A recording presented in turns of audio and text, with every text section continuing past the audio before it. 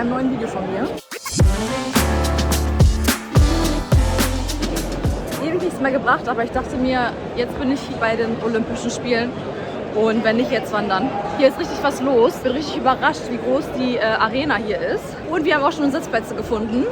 Eigentlich wollten wir uns was zu essen holen, aber die Schlangen, ne, die sind verrückt. Also wenn ich mich jetzt hier anstelle, dann schaffe ich auf jeden Fall nicht pünktlich beim Spiel zu sitzen. Deswegen gehen wir wieder zurück zu unseren Plätzen. So sieht das hier ungefähr aus. Das ist die Schlange. Hier ist eine etwas kleinere Schlange, aber Hotdogs wollen wir nicht. Der Eingang. Ich darf meine Tochter nicht verlieren. Ich habe nämlich alle Kiddies im Schlepptau. Mal gucken. Ich habe jetzt gar nicht so viel während des Spiels aufgenommen. Wir haben auf jeden Fall gewonnen. Richtig schönes Spiel gewesen. Den ersten Sieg eingesackt. Jetzt warten wir mal die anderen Spiele ab. Die werden natürlich genauso ausgehen wie dieses hier. Ich dachte eigentlich, wir sehen jetzt Dennis hier vorne noch, aber der ist wohl schon rein. So, es leert sich hier auf jeden Fall und Dennis ist auf jeden Fall leider nicht rausgekommen. Junior ist ein bisschen traurig, aber wir werden jetzt mal hochgehen, denke ich mal erstmal rüber zurück ins Hotel.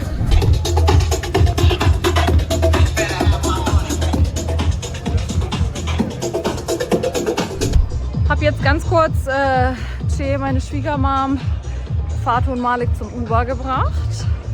Und man kann ja immer pro App nur ein Uber rufen und hier kriegst du keine großen Ubers. Deswegen müssen wir jetzt erstmal fahren die und danach fahren wir. Und Junior wollte jetzt eh noch in den Fanshop. Hier geht ordentlich die Party. Das nächste Spiel steht an. Frankreich gegen Brasilien. Und mal gucken, was wir hier im Fanshop kriegen.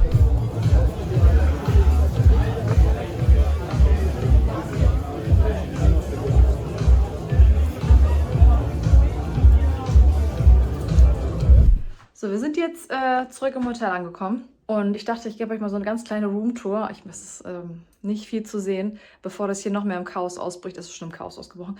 Aber bevor es noch mehr im Chaos ausbricht, dachte ich mir, zeige ich euch einfach mal, wie mein Zimmer hier aussieht. Hier ist die Tür, hier kommt man rein. Dann haben wir hier einen kleinen Kühlschrank, 2 Herdplatten.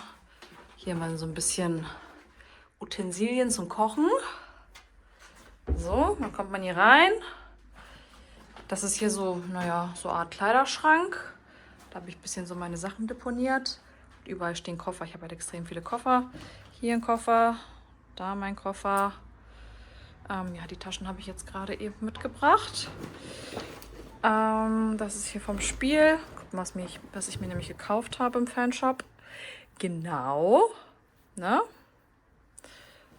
Der musste sein. Maris Bettchen, wobei er, dadurch, dass ich alleine hier schlafe, bei mir im Bett geschlafen hat. Es gibt hier, achso, ich zeige ja erstmal das Badezimmer, bevor ich hier weiterrede. Also hier ist das Badezimmer. Auch nicht besonders viel. Habe ich hier mein Kulturbeutel aufgehangen. So. Und ja, Ausblick auch nicht so geil. Hier ist direkt eine Baustelle. Naja, auf der Straße raus halt. Wir sind hier so 10 Minuten, sogar ein bisschen weniger, 10 Minuten Fahrzeit von der Arena.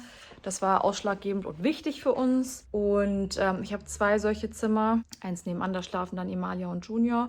Und hier halt Amari und ich. Und unser Chef ist mitgekommen, also unser Koch ist hier. Und der hat hier gerade, also der hat wirklich auch nur diese winzig kleine Küche zur Verfügung. Also diese 2 Herdplatten, dann eine Pfanne, ein Topf und ja, wirklich nicht viel. Und trotzdem zaubert er hier uns ganz tolles Essen. Sage ich das mal. Sieht das nicht wundervoll aus? Ja, Dennis hat immer so die letzten Jahre so ein bisschen mit dem Essen gestruggelt bei der Nazio. Er ist ja ein bisschen picky auch beim Essen, muss man dazu sagen. Und es muss natürlich immer irgendwie so ausgewogen bleiben. Und deswegen war das die beste Entscheidung, den Koch mitzunehmen. Und jetzt habe ich hier ganz leckeres Essen. Dennis kommt auch gleich vorbei. Dann wollten wir ein bisschen mit den Kiddies chillen. Bisschen Family Time. Wir haben ja auch schon länger keine Zeit mehr miteinander verbracht, alle. Und ja, beim Spiel habe ich jetzt nicht so viel aufnehmen können. Erstmal natürlich, weil ich die Kinder da hatte. Und zweitens, weil ich auch zusammensaß mit den ganzen anderen Spielerfrauen. Also wirklich mit eigentlich allen. Und die hatten auch alle Kinder dabei, auch kleinere Kinder und so. Und da wollte ich jetzt nicht filmen und die alle zeigen und so. Das finde ich einfach nicht in Ordnung. Und das war nicht möglich, die nicht mit ins Bild zu nehmen, weil die Kinder, das ist richtig schön gewesen. So, die Kinder liefen alle dort rum und mal haben sie einen Stopp bei mir gemacht und mal bei wem anders. Und ja, war richtig, richtig nice, so familiär irgendwie. Man kennt sich jetzt auch so eine Weile. Ich muss sagen, ich habe die Spielerfrau alle noch nicht so gut kennengelernt. Also nicht alle, einige ja, noch nicht alle. Und dieses Mal ist es so das erste Mal eigentlich, dass ich wirklich alle auch zu Gesicht bekomme. Klar, natürlich, die Wege waren sonst immer ein bisschen weiter, da ist nicht jeder sonst mitgekommen. So, und jetzt wird erstmal gegessen und dann ist Dennis bestimmt schon gleich da. Ja, und dann nehmen wir noch ein bisschen auf. So, heute ist schon wieder ein neuer Tag. Es ist der Tag nach dem ersten Spiel gegen Japan. Und ich habe gestern tatsächlich nicht mehr aufgenommen. Wir hatten das Kamerateam bei uns, also ein Kamerateam bei uns für, darf ich nicht mal sagen. Dementsprechend, wir nehmen gerade ganz fleißig auf und dann konnte ich oder wollte ich nicht nebenbei auch noch aufnehmen.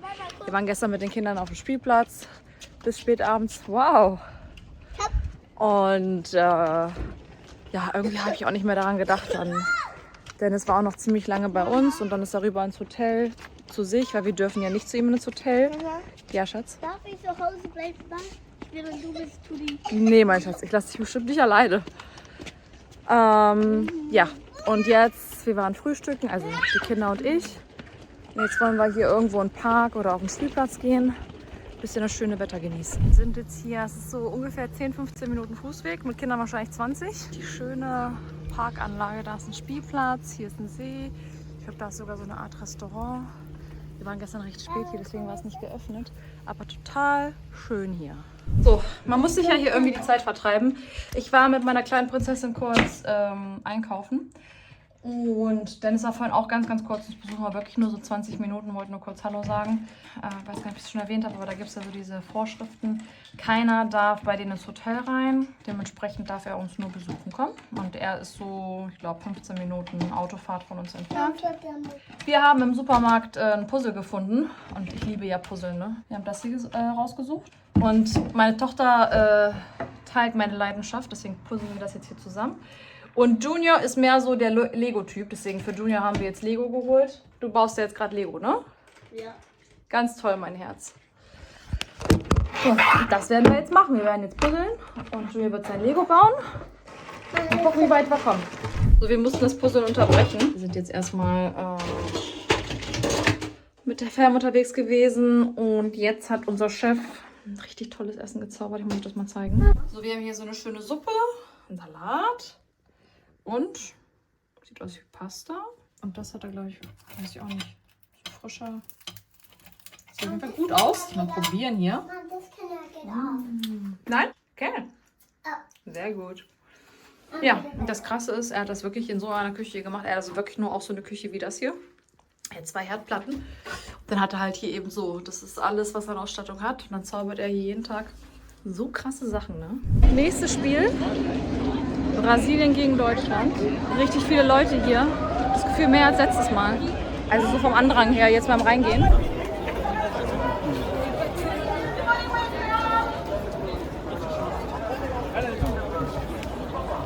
Ihr habt es wahrscheinlich alle gesehen. Hoffentlich habt ihr es alle gesehen. Oder ihr habt es gehört. Oder ihr habt es gelesen. Wir haben natürlich gewonnen. War ja teilweise, also zeitweise auch sogar sehr spannend. Aber ja, Sieg. So soll es weitergehen. So muss es weitergehen. Ich bin jetzt hier mit meinen beiden Kiddies, es ist schon relativ spät, es ist jetzt 23:30 Uhr schon und wir warten jetzt hier auf ein Uber, aber es ist so viel Verkehr, hier kommt keiner durch, jetzt Daumen drücken und wir mussten richtig weit laufen, erstmal überhaupt zu so einer Stelle zu kommen, wo ein Uber anhalten kann, weil alle Straßen gesperrt sind und ich kann gerade voll schwer laufen, weil ich, also kleiner Tollpatsch, habe mir gestern ein Außenband angerissen, sagte der Physio, Osteo. Ja, jetzt laufen ein bisschen schwierig, aber Augen zu und durch. Wir sind bestimmt gleich zurück im Hotel. So, in unserem Hotelzimmer gibt es keine Klimaanlage oder so. Und es sind 32 Grad draußen. Deswegen habe ich jetzt bei Amazon noch schnell Ventilatoren bestellt. Ja, 20 Euro hat ein Ventilator gekostet, habe 2 davon bestellt. Und jetzt weiß ich auch, wie die 20 Euro gekostet haben. Kam ohne Anleitung. Und ich versuche jetzt hier diese Schrauben mit dem Buttermesser reinzukriegen und bin echt am struggeln. Das Schlimme ist, also klar, 32 Grad ist ja schon nicht angenehm, aber die haben hier eine Baustelle direkt vorne. Das heißt, ich kann die Fenster nicht aufmachen, weil die hier um, ich weiß gar nicht, 7 Uhr morgens direkt anfangen, ja, mit dem Vorschlaghammer und Bohren und Sägen und keine Ahnung was. Das heißt, ich kann die Fenster nicht auflassen. weil sonst ja, die Kinder wach werden. Und gestern zum Beispiel waren wir richtig spät im Bett, dann will ich natürlich auch, dass sie auch ausschlafen, weil die Spiele sind ja dann meistens spät. Und bei geschlossenem Fenster bei 32 Grad ist auf jeden Fall zu anstrengend gewesen, weshalb ich jetzt hier sitze mit meinem Buttermesser und einen Ventilator zu machen. Ist jetzt schon der zweite, den ersten habe ich jetzt schon. Deswegen jetzt bin ich schon ein bisschen geübter. Mal gucken. Ist echt Amazon, ne? Rettet mir echt so oft das Leben. Ist einfach so easy. Man bestellt irgendwas, ist am nächsten Tag direkt da, teilweise sogar am selben Tag noch.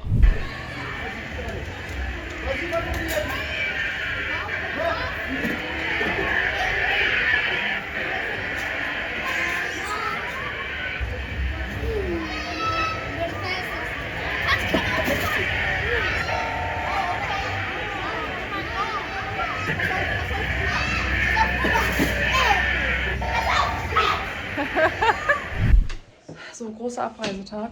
Ich habe gar nicht viel aufgenommen. Wir sind viel zu viel am Aufnehmen hier, gerade mit, naja, habe ich ja gesagt, wir nehmen etwas auf, worüber wir noch nicht sprechen dürfen. Aber Hotelzimmer ist geräumt. Jetzt ist die Abreise nach Paris. Ich habe last minute noch Airbnbs gebucht und hier unsere Fahrer, die stehen hier unten, die holen uns jetzt gerade ab. So, das sind unsere beiden Autos, gepackt. Schwiegermama sitzt schon drin, Fatou auch dabei. Che musste nach Hause fahren. So, ihr seht, ich versuche immer, mein Hotelzimmer so ordentlich wie möglich zu hinterlassen. Natürlich, ich kann jetzt hier nicht durchsaugen und nicht durchwischen, aber alles ist clean, ordentlich. Ich habe meinen ganzen Müll zusammengepackt und rausgestellt. Ist mir immer wichtig. Freunde, ich melde mich jetzt nochmal am Spieltag. Ganz, ganz wichtiges Spiel, K.O.-Phase haben wir jetzt erreicht und wir spielen gegen Griechenland. Und ja, wir haben die Griechen ja schon einige Male schlagen können und ich denke, heute wird es auch nicht anders sein. Ich gehe da ganz gelassen an die Sache ran und denke, ich habe dann auf jeden Fall noch genug Zeit, ein bisschen was aufzunehmen. Ich habe nämlich an dem Tag, als wir umgezogen sind, nicht mehr viel aufgenommen. Es war auch der Tag, also der Geburtstag meiner Tochter. Die ist 4 geworden und ja, das war dann so ein bisschen mein Fokus und die letzten Tage haben wir auch ein bisschen jetzt Zeit mit der Familie verbracht. Gestern waren wir auch mit Dennis zusammen unterwegs im Eiffelturm und so. Ja, dann habe ich irgendwie nicht so viel aufgenommen, weil wir irgendwie nebenbei auch schon die ganze Zeit so viel aufnehmen mit der Doku, von der ich euch erzählt habe.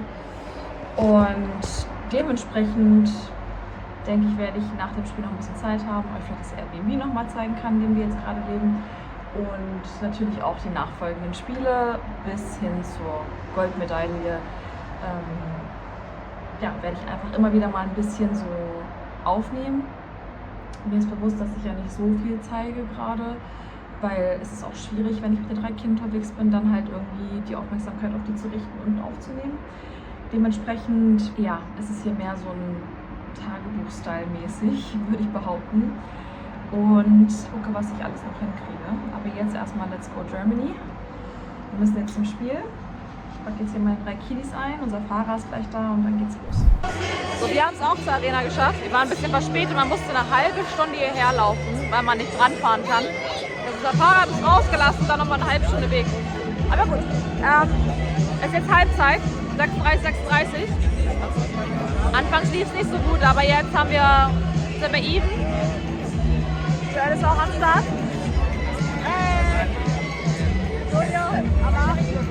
Alle dabei? Let's go Deutschland! Yellow? No, that's green. Green. Say green. Green! Yeah. Let me see your teeth. Hey. Good job. So, ich musste gerade kurz runter etwas abholen, deswegen dachte ich, zeige ich euch jetzt mal ganz kurz, wie das Ganze hier aussieht bei mir, wo wir wohnen, in welchem Airbnb. So, hier ist so eine Straße, auch direkt, also viele Straßen, deswegen ist es auch relativ laut leider. Bahnhaltestelle. Hier ist das Tor. Hier kommt man auch nur mit einem Chip rein. Und ich zeige euch mal, ey, wie viele Chips und Türen und Schlösser und Knöpfe man drücken muss, bis man überhaupt drin ist. So, das war der erste. Wieder sicher wieder zumachen, wo keiner rein kann hier. Wenn man raus will, muss man diesen Knopf drücken, dann öffnet sich die Tür da vorne. Wenn man hier rein will, muss man den Chip wieder anlegen. Dann komme ich hier vorne rein. So. zeige ich mal ganz kurz. Hier ist noch so ein Hof, da chill ich manchmal mit den Kiddies. Geht so ein bisschen links und rechts weiter. Jetzt sind wir hier schon mal drin. Dann muss ich den Chip hier anlegen. Komme ich durch die Tür rein. Fahrstuhl. Im Fahrstuhl muss man den Chip auch nochmal anlegen. Das Gebäude wurde ganz neu gebaut. Wir sind auch erst die Zweiten, die in diesem Airbnb wohnen. Stockwerk Nummer 6. Das ist der Flur. Direkt die erste Tür. So Freunde, ganz wichtiger Tag, ganz wichtiges Spiel gegen Frankreich, Halbfinale. Ja, ich bin richtig aufgeregt, 17 Uhr geht das Spiel los. Es ist jetzt 14 Uhr. Und ich habe mich jetzt schon mal fertig gemacht, weil ich noch ein Interview geben muss. Also die Leute, die uns die ganze Zeit begleiten und ja, die Doku mit uns machen, die sind hier, die haben sich hier was angemietet und wir gehen immer zwischendurch mal rüber und Interview machen. Jetzt vor dem Spiel wollten wir noch mal ein Interview machen. Dennis hat gestern Abend noch mal eins gegeben. Ich war gerade mit Dennis auch am FaceTime. Ihr seht mein iPad hier im Hintergrund. Der war da gerade noch dran. So, und jetzt habe ich mich halt nebenbei fertig gemacht. Dennis hat seine Sachen gerade gepackt und ist auf dem Weg. Und ich habe mich jetzt erstmal, also anziehen werde ich mich jetzt noch nicht. Ich gehe jetzt erstmal ins Interview. Und dann komme ich zurück, mache die Kinder fertig. Mein Kleinster schläft gerade. Gar nicht viel reden. Ich bin super gespannt und melde mich auf jeden Fall nochmal.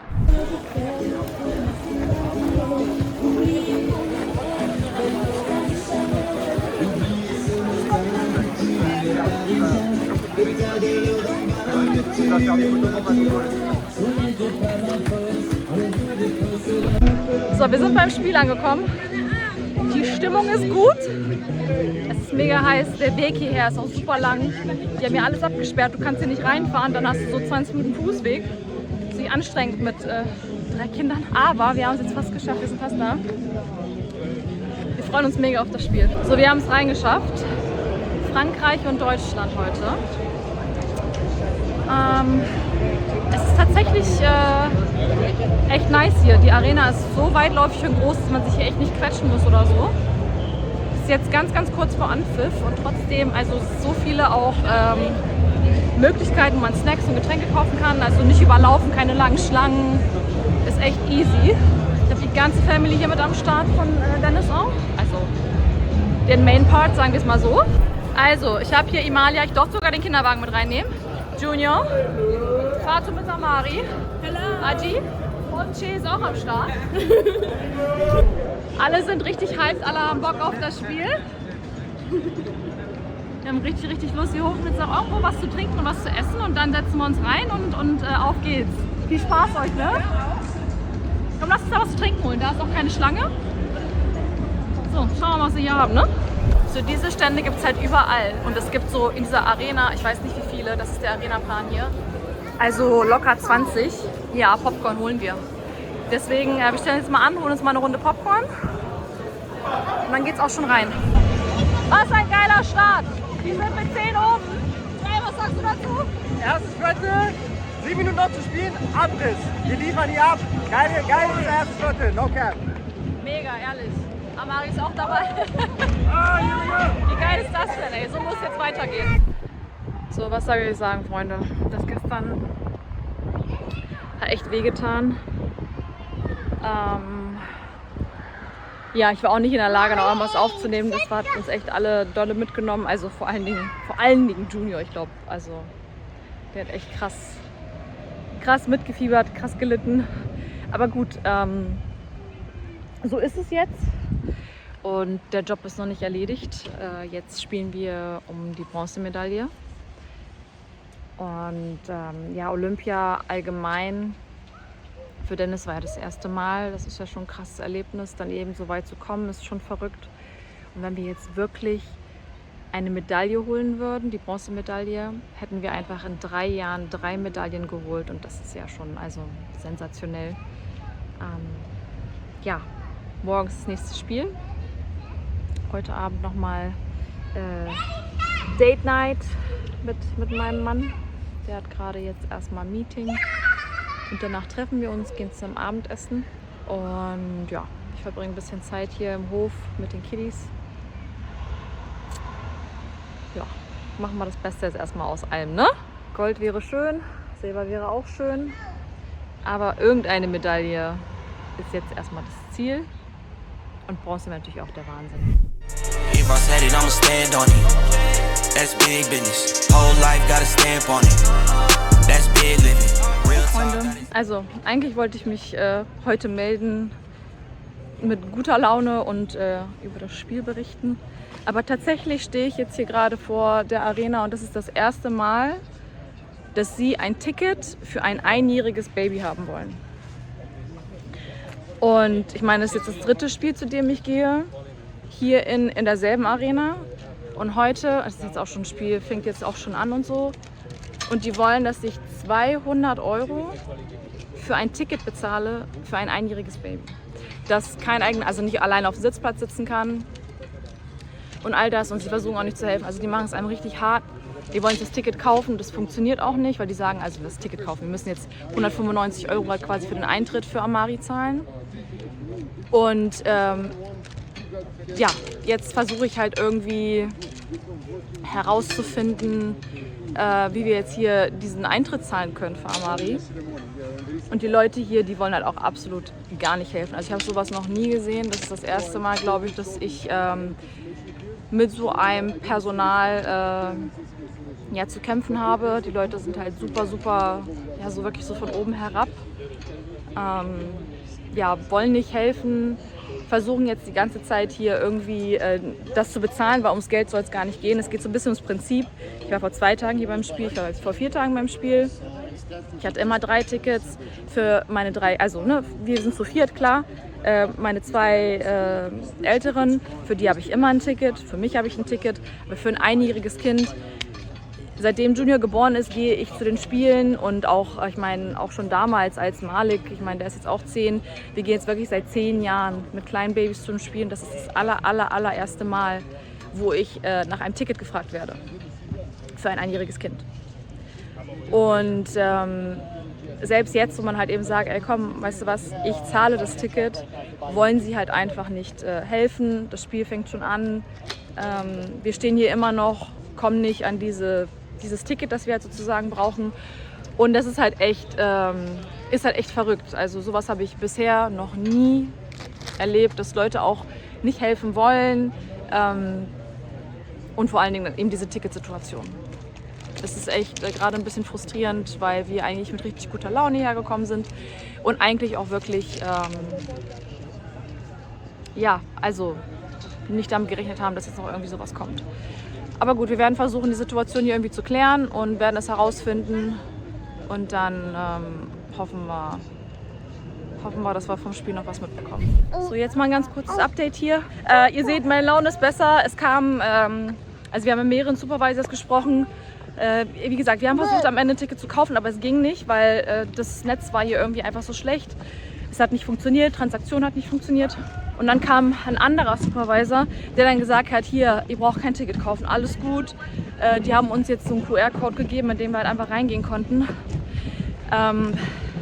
Ja, wie gesagt, erst einmal hat mich gestört, dass es einfach heute anders ist als die letzten beiden Spiele. Dann natürlich so allein dieser Gedanke für ein einjähriges Kind, ein 200-Euro-Ticket zu holen, wo du nicht mal einen Sitz kriegst. Also für die 200 € hätte ich jetzt auch keinen weiteren Sitzplatz bekommen, sondern einfach nur, dass er rein darf. Und dann hat es mich ein bisschen gestört, dass selbst wenn wir dann gesagt haben, ey, okay, wir zahlen das jetzt, es selbst dann, ja, keiner uns irgendwie geholfen hat, das irgendwie möglich zu machen. Das war nur so, ja, scan den QR-Code, der da irgendwie an dieser Ticketschalter da war und hol dir eins, so nach dem Motto. Das war jetzt echt, aber der letzte Supervisor, der kam, war extrem hilfreich. Also man hat halt richtig gemerkt, so, ne, der wollte helfen, der wollte uns da schnell reinbringen, weil er auch wusste, dass das Spiel angefangen hat und wir halt auch zur Familie gehören und so. Ja, mega. Es gibt immer irgendwo eine Person, die das Herz am rechten Fleck hat und helfen kann. Wie gesagt, ich hätte jetzt auch bezahlt. Er wollte uns nicht zahlen lassen. Ja, jetzt müssen wir rein und let's go Germany. So, das Game läuft. Es ist jetzt Halbzeit. Wir sind Ja, gerade liegen wir ein paar Punkte zurück, aber es ist nicht dramatisch. Und jetzt die zweite Halbzeit gehört auf jeden Fall uns. Und jetzt müssen wir ordentlich anfeuern und uns auf jeden Fall die Bronzemedaille sichern. Kinder sind hyped, alle sind hyped. Stimmung ist gut. Let's go.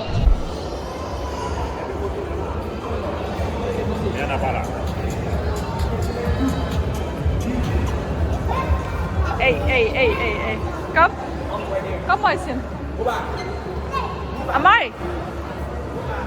Der will nicht.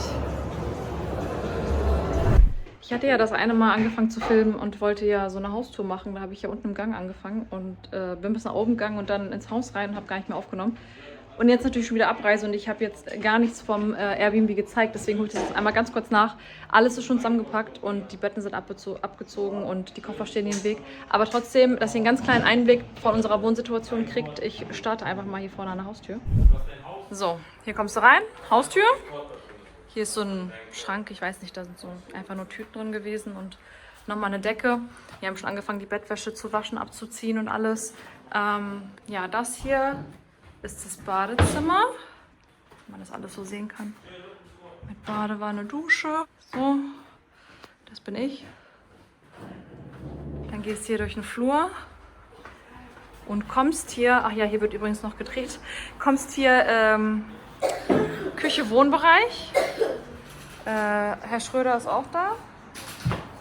Mal halt, ja. Hier wird Fußball geguckt, Louis auch am Start, Joel auch am Start. Hier haben wir Terrasse Nummer 1. Also super schöne Terrasse. Der Ausblick nicht so geil, aber Terrasse haben oder nicht haben, würde ich sagen. So, und dann haben wir hier auch noch. Komme ich jetzt hier durch? Ne, ich muss mal hier ein bisschen aufkurbeln, ne? Die nächste Terrasse. Die hier haben wir eigentlich gar nicht so viel genutzt, eher so die andere. Es geht hier einmal so komplett entlang. Die Aussicht wird auch hier nicht besser. Nochmal aus der Perspektive. Dann geht es hier hoch. Amari ist oben. Geht es hier einmal nach oben. Hier habe ich die Bettwäsche schon abgezogen. Hier ist einmal ein Schlafzimmer. Hier ist noch ein Schlafzimmer. Die Schlafzimmer sind alle gleich eigentlich. Hier haben wir, wie gesagt, auch schon die Betten abgezogen. Dann haben wir hier die Toilette. Hier nochmal eine Dusche mit Waschbecken. Und hier wirklich nochmal genau dasselbe Schlafzimmer. Also die Zimmer sind alle ganz schlicht gehalten gewesen.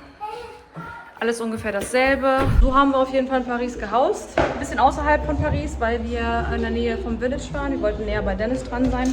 Trotzdem, die Lage war super. Es waren 20 Minuten bis zum Spiel und ungefähr 15 Minuten zu Dennis. Und somit hat das echt perfekt gepasst. Wir waren die Zweiten jetzt in diesem Airbnb. Das ist ein ganz, ganz neues Haus. Alles Neubau. Alles super clean. Wir haben uns hier wohl gefühlt. War ganz toll. Und ja, jetzt ist Abreise.